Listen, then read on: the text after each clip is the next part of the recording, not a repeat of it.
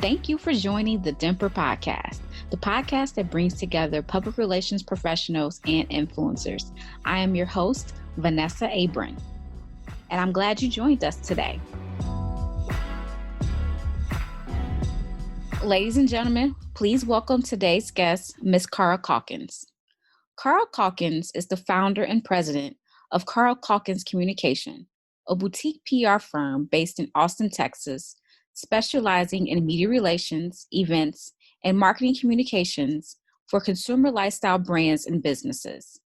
In fall of 2016, Austin Way magazine named Cara on the list of who's who of prominent Austin-based community leaders, business executives, athletes, and celebrities. In 2019 and 2020, Cara was nominated for the Austin Business Journal's Profiles in Power, recognizing Central Texas women business leaders. Today, I'm so excited to share with you her insights. Let's bring to the stage Ms. Cara Caulkins.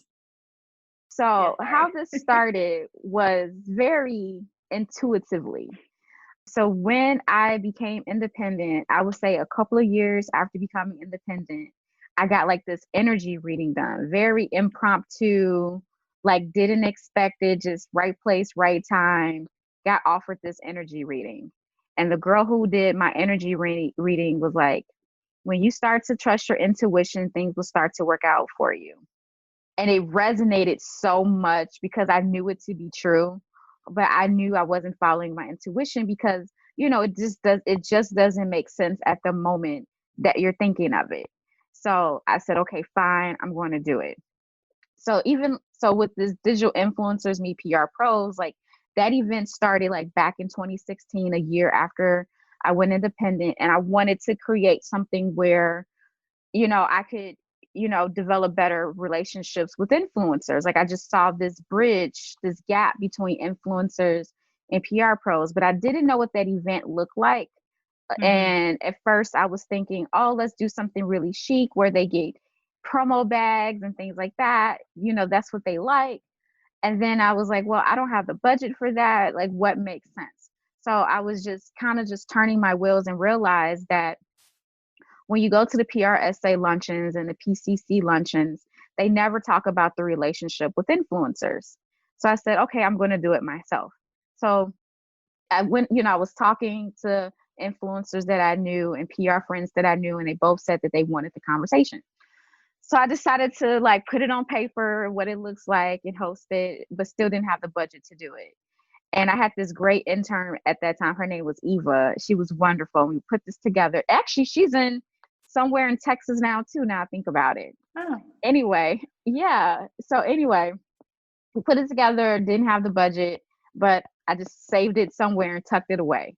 Long story short, I met someone who had a new restaurant off of Milwaukee that wanted some promotion for it and wanted some cool ideas. And so I said, hey, I have this idea for this event.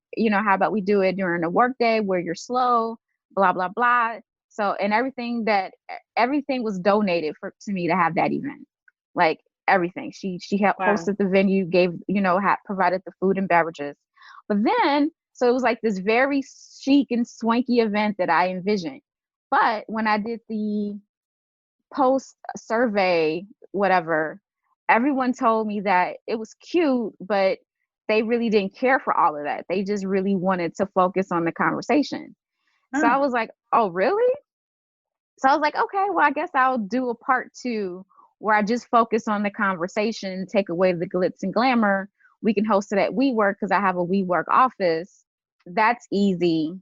I'll get some refreshments and let's just see what happens. So I'm thinking like maybe 30, 40 people will show up. Yeah. And it ended up being like 60, 70 people ended up showing up. Wow. And I was like, oh, so I can take away the bells and whistles and you guys still like this? Mm-hmm. And so I did it and I just kept doing it from there. And then I have another intuitive notion.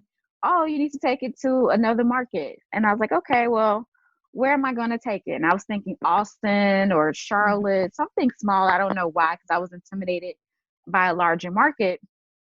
And it kept saying, my intuition kept saying LA. And I was like, oh my gosh, I'm not ready for LA. Like, let's let's start small. And I'm talking to my inner self, like, let's start small Yeah. and we'll get there later. And it's like, no, LA. It's like, okay, fine.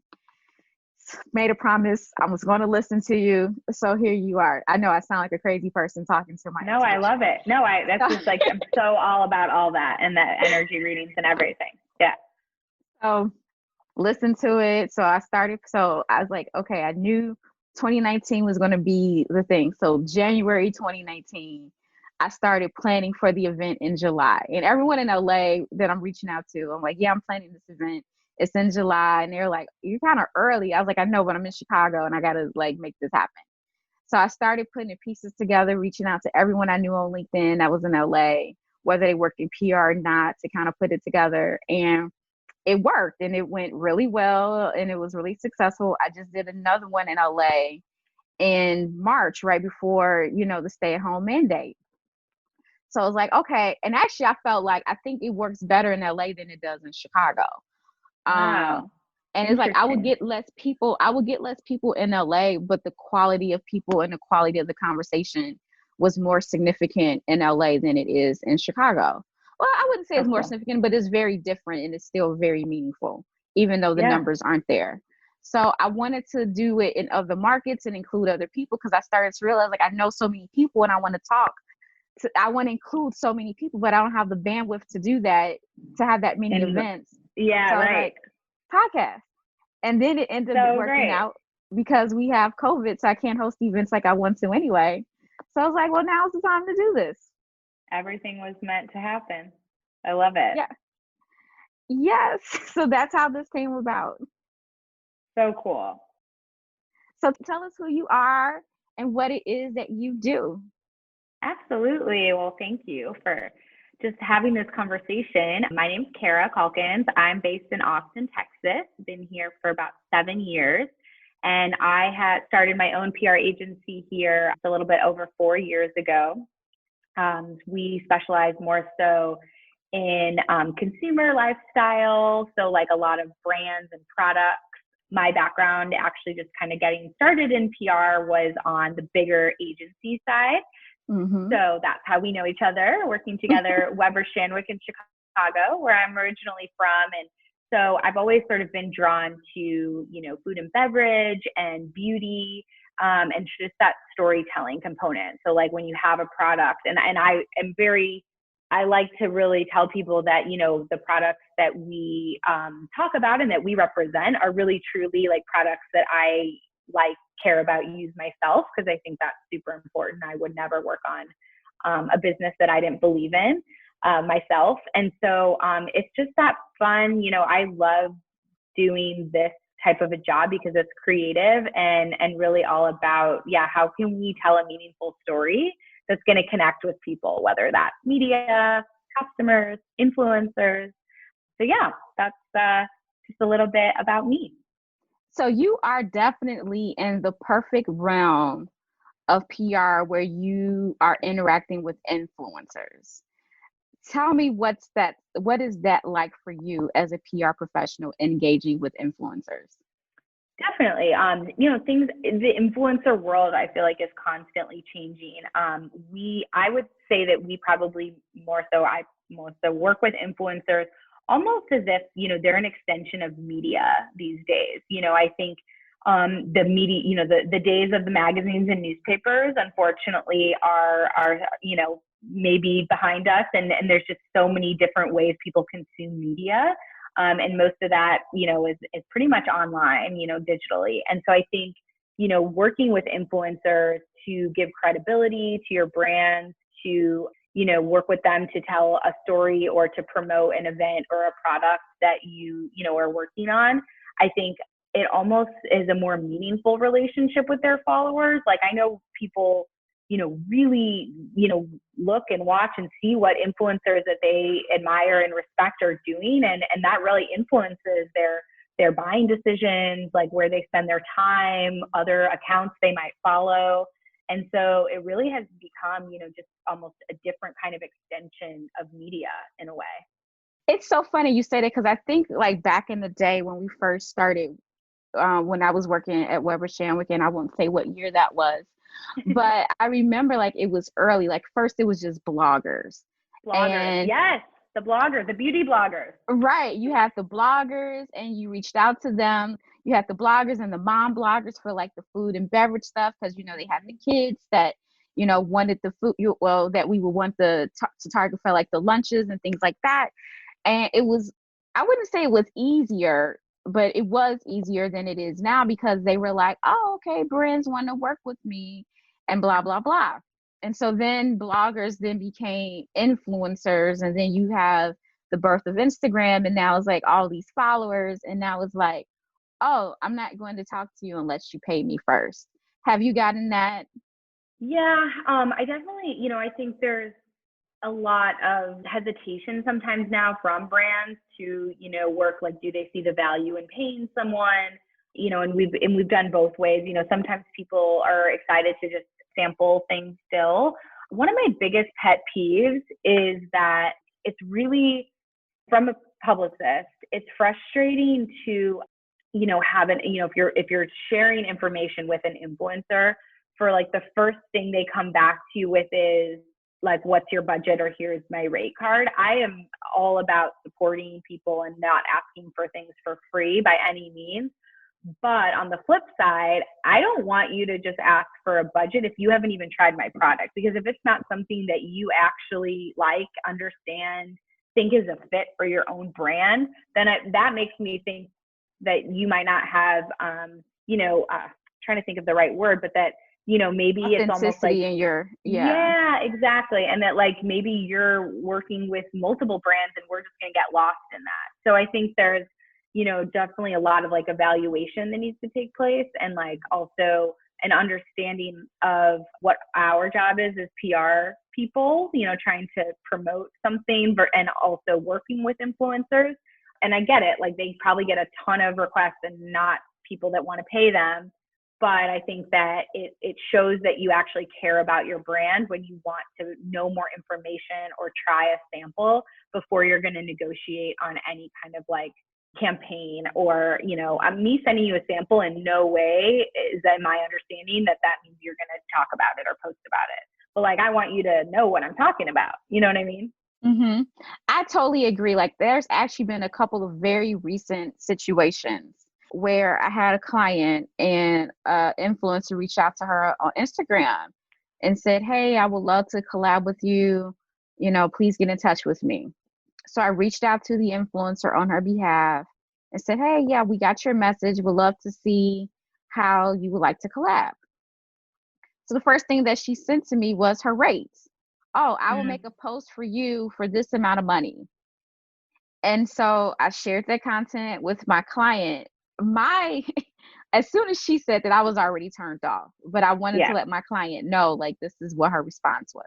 But my client was like, well, let me see what she's offering. Does she have any case studies on how, posting with her will give me results and things like that? So I was like, that's a great question. So I reached back out to her like, hey, we're interested, but we would like to see a proposal from you regarding, the ROI on investing with you. Can you please send it over to me? Crickets. It was another project I had, and I was specifically looking for influencers as well. And I had my intern reach out, and, I was just, just basically making inquiries like, is this something you're interested in before we even go down that road? And so one person automatically responded, oh, we only do something for pay. So I said, okay, I'll play the game. Mm-hmm. And I told her, I said, respond back, same thing. What are the, can you send a proposal of your ROI, things like that. And it's like, well, what are you looking for? And it's like, well, didn't you tell her that in the original email? Yeah. So she had to, I told her, I was like, well, you can leave it alone. But I was like, if you want to sharpen your chops in this area, I would probably respond back saying, per the email that I sent to you on blah, blah, blah date, we've already discussed that we're looking for X, Y, and Z. That is why you asked me, what is our budget? Right. So we're looking for you to give us next steps. And they didn't respond back to her either. So I think influencers are now starting to see that even though they're asking for money, they have to now prove that investing with them is a you have to prove that it's a good thing, not just because you have followers. Absolutely. Absolutely. It's like advertising in a media publication. Like you're not going to place an ad if you don't know what their reach is, all these different parts of a media kit. And I actually have a friend, a former publicist, who's now has started her own influencer management company. So she's actually managing the personalities. And we just actually had a conversation the other day because I wanted to pick her brain on something for a client and about rates and kind of how we determine some certain things, whatever. And she was like, well, any influencer that is, working with brands and has something to offer, like pretty much everything should always be custom to whatever that project is. They should have a media kit, and likely their media kit should include at least general like engagement rate, average, engagement on stories, and all those insights that you can very easily pull from a screenshot, over the course of a day, a month, a year, and kind of they should sort of have an understanding if they are wanting to work with brands, when do they see the most engagement, what time of day, what day of the week, what types of posts? Is it pictures with them? Is it pictures of just product? Like there's so many factors. So it's like you're treating your page as a media site essentially. And you as, as an influencer and someone who's going to be monetizing off of this, again, to your point, right, you need to back it up, whether that's case studies, whether that's media kits that include, analytics on your page and things like that. That's really, I wouldn't sign on working with anyone if they didn't have those things. So what was your favorite influencer? And you have to give a name, but you can give like an overview. But if you want to give a name, feel free to. But what was your favorite influencer engagement project? Favorite? So, well, this wasn't actually one person in particular, but we did a fun campaign with a client of mine. It was a cause-related initiative with Bumble. And we partnered with a local fashion brand here based out of Austin, but they're a national brand called Understated Leather. And we created these like cute t-shirts that were sold through the Understated Leather, with 100% of proceeds going to a kindness organization. So like everything kind of laddered together. And we had, this was pre-COVID days. So we had a beautiful kickoff event with a panel of amazing women and to kind of talk about just, supporting each other in business and in friendship. And we then launched it through sampling the shirts to influencers to post and kind of share their kindness, moments and things like that. And I just always love when there is a feel good story to it, when it's like things make you feel something and obviously you want it to be positive or compassionate. Or empathetic. And so that was something really fun that we did a couple years ago. I can't believe it was that long ago. But we work with a lot of influencers in the food space here in Austin for some of our clients. So I've really loved getting to know people personally, because it's also, when you're doing stuff digitally, it's always, sometimes you never meet. You work on a project with someone and you never meet face to face. And so it's really fun. One other fun influencer, actually, this was a really cool, what I thought was a cool campaign with a client. So I was actually working in-house for a food company, and we did a cross-country food truck to launch some products and to just basically grow brand awareness. And it was a part retail partnership. And anyway, we were sampling flatbread recipes of this company at these different stops. And we picked like 5 cities to focus on. In New York and LA for the kickoff, we partnered with like a celebrity chef to like develop the recipe and do some media around it with us. But then for the other smaller cities, we partnered with a local influencer for them to develop a recipe that we then served from the truck to everyone in that market on those days we were there. Yeah. So then they got to come out, be part of it, take content, have their recipe elevate, and their brand elevated with a national food brand. And then we had this like other, channel of their page to be promoting what we were doing. So that was so fun. And then I actually was fortunate to go to almost every market. And so I got to meet everyone that I'd been talking to and working with for months. So that was one of my favorite influencer programs actually of all time that kind of supported both PR and digital. That does sound super fun. And I can imagine that the pictures from that were super cute and like Oh my engaging gosh, and yeah, colorful. them serving from the truck and like, all that, and their beautiful recipes on display, and then they do post about it, and it was, yeah. And it's like it's interactive. I can see that why that would be a favorite. Was that a paid engagement or did you do it with was it earned media? So we did compensate them for being part of, for just partnering with us and us being able to use their name and likeness and recipe. But I would say it was like this was also, gosh, over 5 years ago. So rates looked a lot different then, but it was, it was a pretty, what I remember, it was a pretty manageable budget for what the outcome was and then what the earned media was. And actually, yeah, I believe we even pitched some of them for local media too. So then we got earned placements, using them as a spokesperson in the local market. Oh, that's a very cool way to kind of like to make it very integrated and to get all of the eyes that you want from the different places. Mm-hmm. Have you ever worked with the influencer on earned media coverage? I'm trying to think. I feel like probably. We've definitely worked with influencers to, go on TV segments and, talk about something. If it's something that's coming from some of our brands that they're not affiliated with directly, I feel like we've probably compensated them in some way. But sometimes we've had, just getting, if there's some really cool events or experiences, mm-hmm. This is, again, pre-COVID, stay-at-home orders, but we have had earned opportunities where people are happy to share about something, just because they are excited to attend, or maybe it's for instance like a giveaway of a really cool event, and we're giving them, VIP tickets as a trade in exchange for sharing information about it, and maybe giving away a pair of tickets on their page and things like that.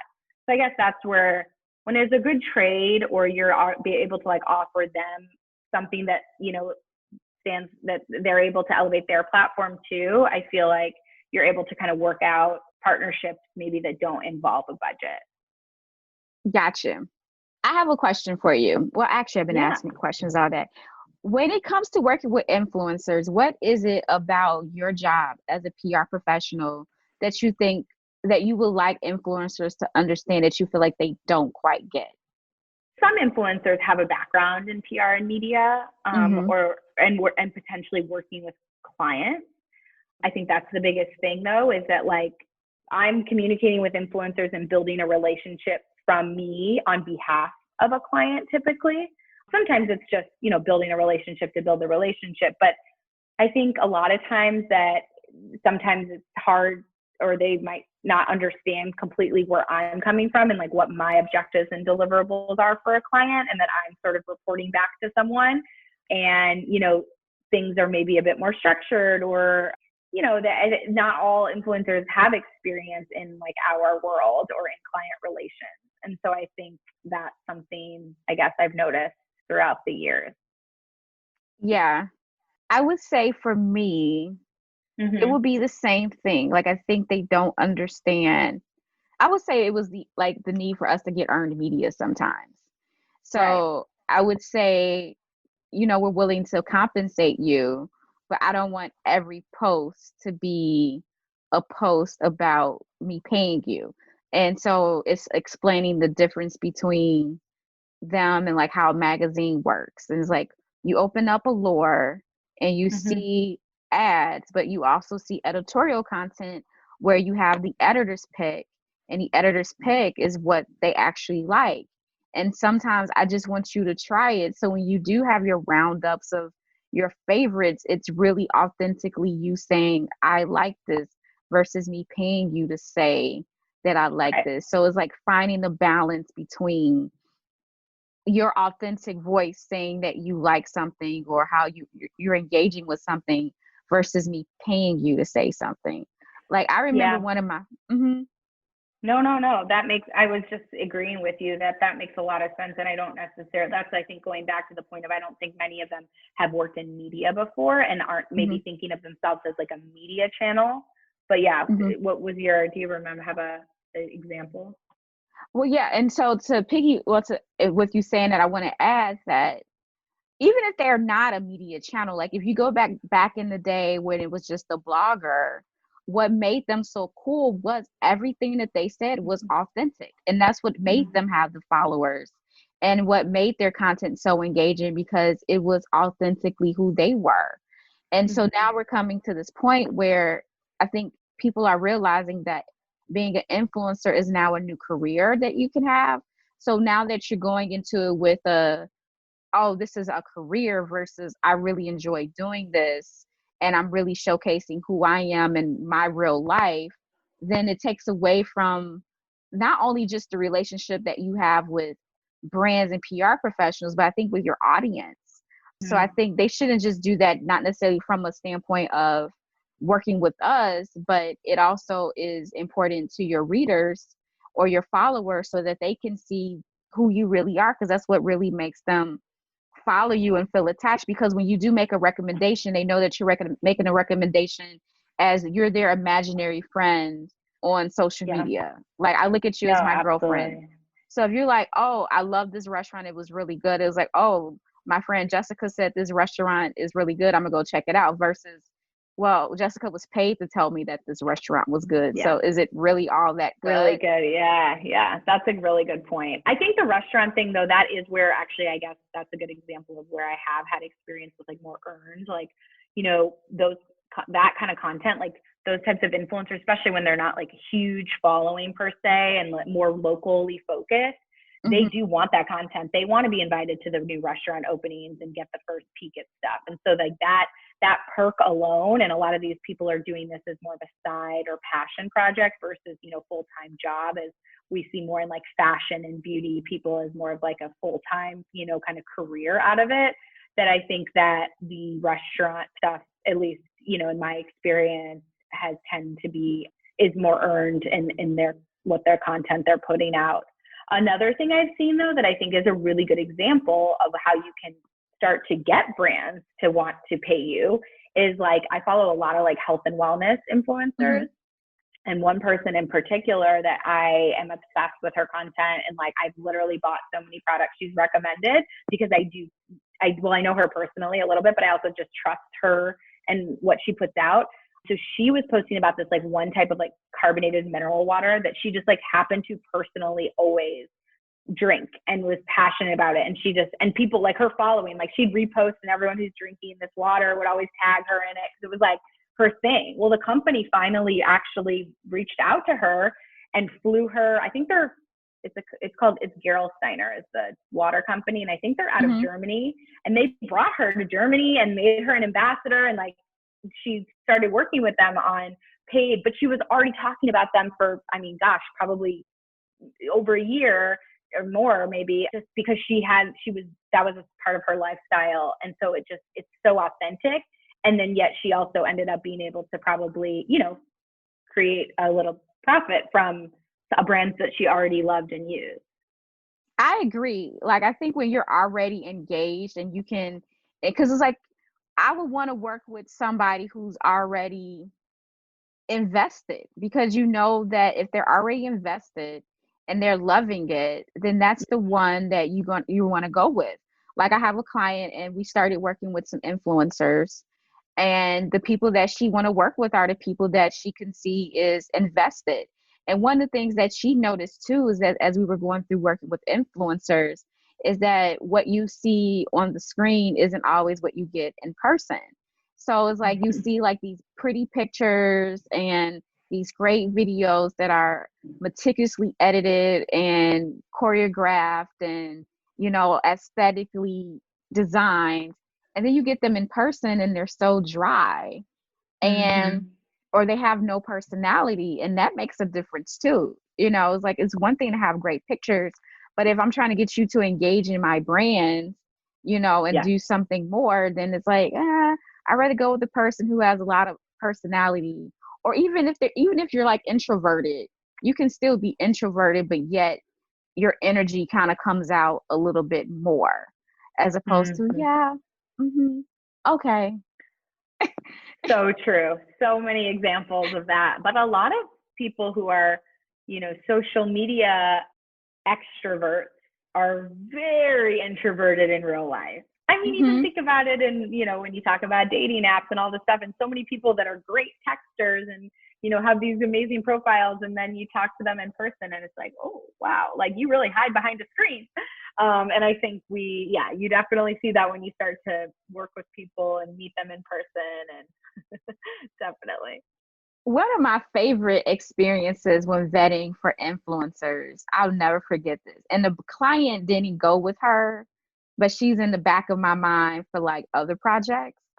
It was this client, and we were like looking for various influencers, and I told her exactly what we were doing. I was like, how much would it cost if we got X amount of posts, the X amount of stories, and blah blah blah, and I told her, and she, before she even quoted me, she said, okay, what are you looking for first? Like, what is your goal? Love that she asked that question. Great. Yeah. Then when I told her what the goal was. I told her what we were trying to do and what we were trying to convey. She came back to me and said, okay, I wouldn't recommend that you do this. I think you should probably do blah, blah, blah. And what I can do instead is this. And that would, and she's like, that would be much more effective than you just having some posts and things like that. The fact that she just offered that she came with actual ideas and cared about the goal and what we were trying to do and how to achieve that more effectively, as opposed to just saying, oh, well, my posts are this and this is how much it costs and I can do this and blah, blah, blah. Like the fact that she was like, okay, this is your goal. This is what my followers will prefer you do if you did this instead. Absolutely. And that's when you're really working with professional people that are engaged with their audience, are authentic, are selective about the brands they work with or the things that they promote from a, paid or compensated perspective. And that like they're treating this as a business and as a, a media page. I think that's so important. And that's awesome that you have that experience, because it doesn't always happen. But I think that that's something, right, that we want to be communicating to influencers, like, get your stuff together. Do you have anything similar that happened? I definitely, when I was working with a skincare brand, we were, vetting different influencers for paid partnerships. And there was some, definitely people that stood out and that came back and was like, here's like, I love your product already, so I want to work with you. Here's what I think would be best. And it's like, especially when people are very honest, and like, I do agree that not like a one-off post typically doesn't move the needle in any direction. So, okay, what does something, multi-piece campaign look like? These kind of stories with the swipe up, and what's the call to action? And here's the different kind of, I think the one girl I remember, she had different ideas of, what her sort of theme and topic would be about each of the, quarterly posts or whatever it was, monthly. And right, to your point, it's just like coming back with those ideas, doing that extra bit of work to show that like they understand the brand, that it actually resonates with them, that like they want to make this a mutually beneficial partnership. Those have been the best relationships for sure.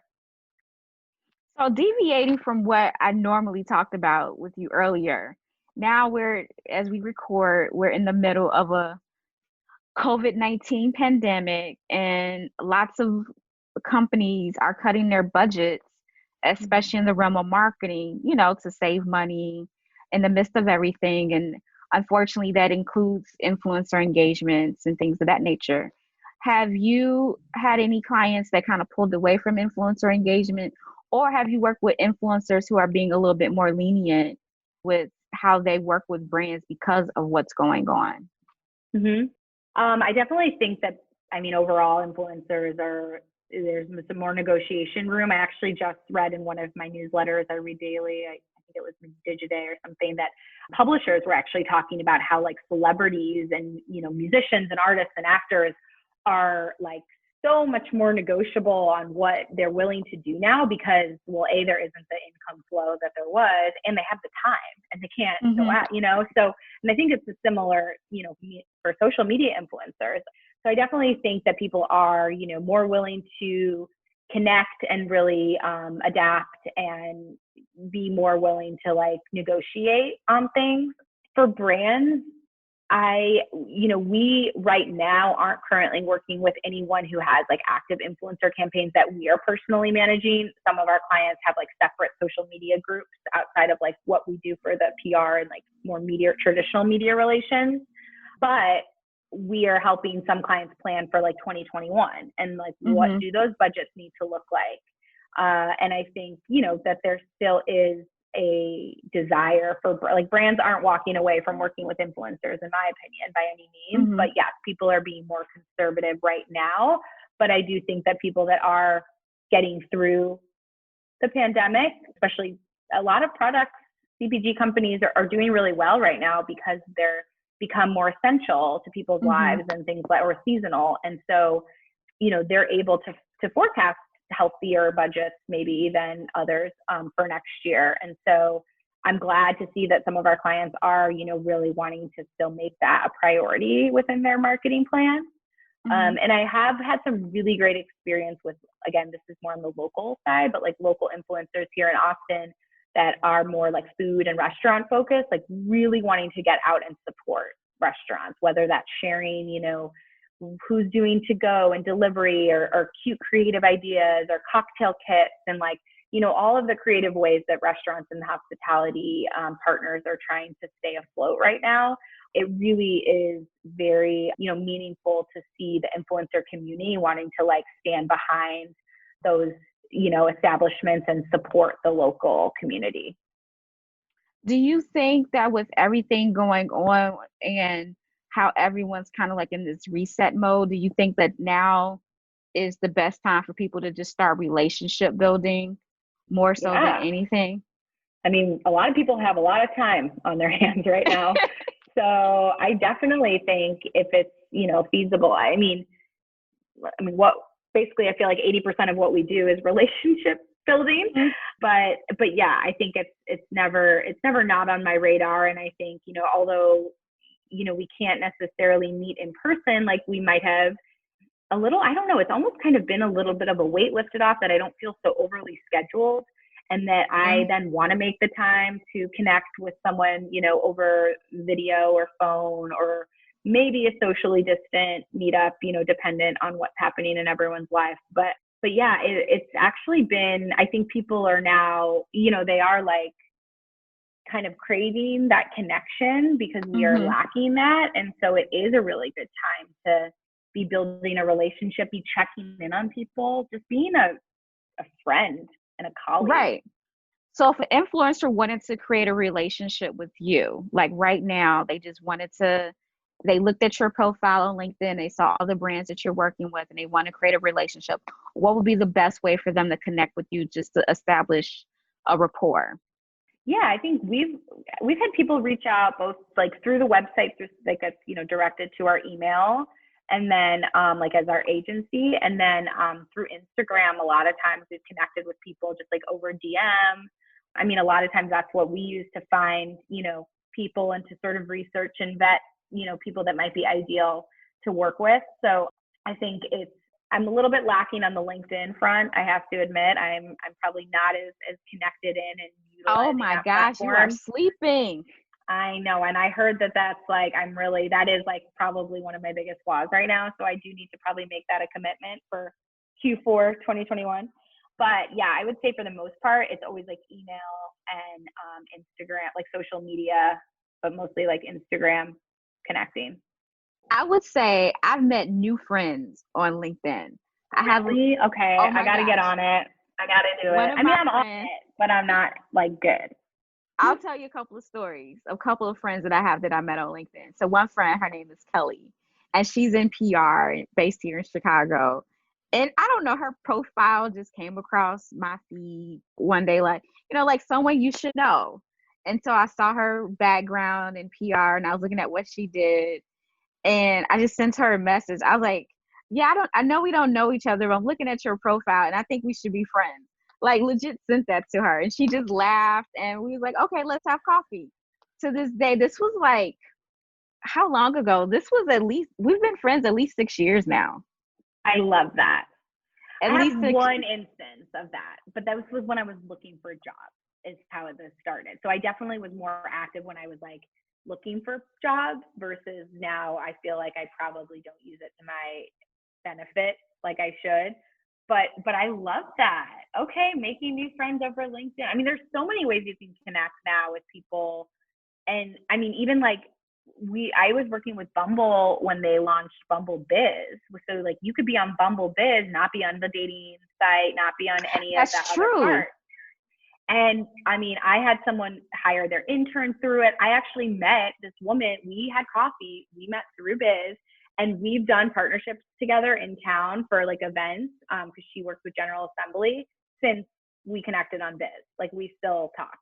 So I think so you just told me I'm gonna download Bumble again because I downloaded for the dating aspect of it and I wasn't quite successful. So I was like, but you're right, there is a Bumble Biz and I never really took advantage of it when I had it. I remember seeing it, but like just didn't really dive into it. So that would be my homework assignment. My homework assignment is to play with Bumble Biz. Your homework assignment is to play with LinkedIn. I'll make it easy for you. Just pick 1 week where you disassociate with all your other social media and only engage in LinkedIn. Like just 1 week. And I would say even within that 1 week, you will see a lot of different things. The cool thing about LinkedIn too, that I think a lot of people may not pay attention to is like, let's say you're searching for something in particular, whether it be someone in a particular industry or at a particular company, you can like filter out who is in your contacts to find out who works there. So let's say you want to get in touch with someone at like Lancome or something. So you can like put Lancome in the business and then you can like click on the business and see people who works here. And so it'll tell you people who's in your network that work there or worked there in the past or connected to someone that works there. And so then that way you can leverage that to get with someone there. And I noticed that even if you're just blatantly honest, like, hey, this is what I'm doing and I want to connect with someone at your company to do X, Y, and Z. Like they respect that. Okay. I will commit to that challenge. Challenge accepted.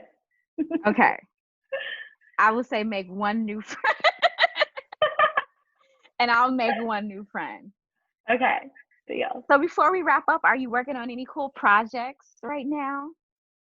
Oh man, I feel very fortunate that we stayed busy throughout this very weird time.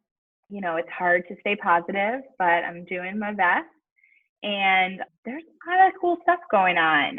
We are working with some really cool brands, especially right now. There's this one brand we started to work on, and it's during the summer season. They're super relevant. It's like a naturally derived insect repellent and pest control and pet pest control and flea and tick spray and things like that. And I just really love their message. It was like what drew me and how the company was started and what drew me to wanting to work with them. And it's been really fun to get really creative because everyone's spending time outdoors and in their backyard. So that's been a fun project.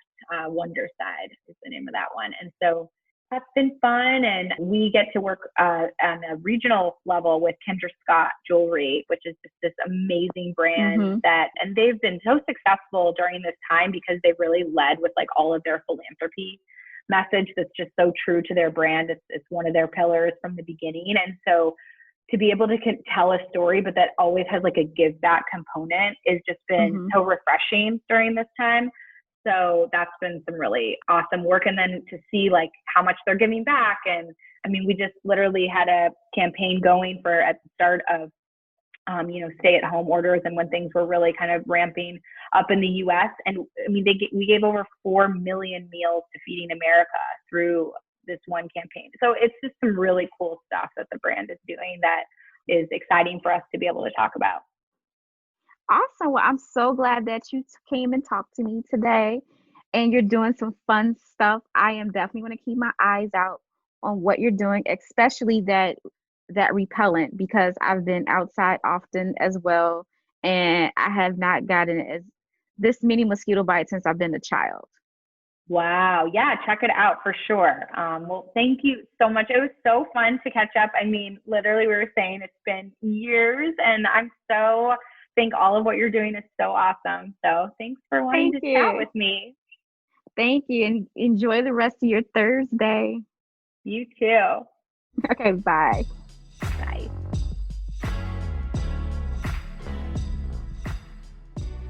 Well, this has been another fabulous episode of the DIMPRP podcast. I'm looking forward to having you join us again.